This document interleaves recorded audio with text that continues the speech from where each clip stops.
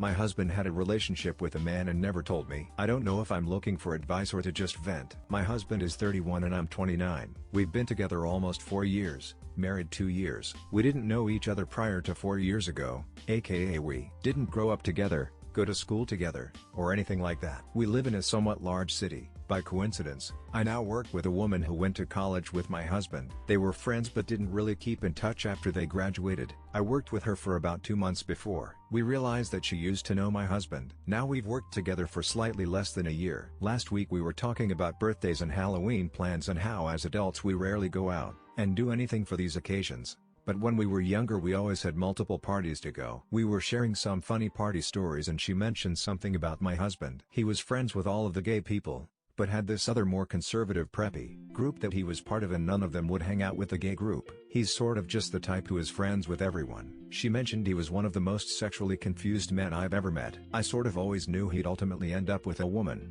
but our hearts were when we found out he was dating that guy. I just laughed along like I knew exactly what she was talking about.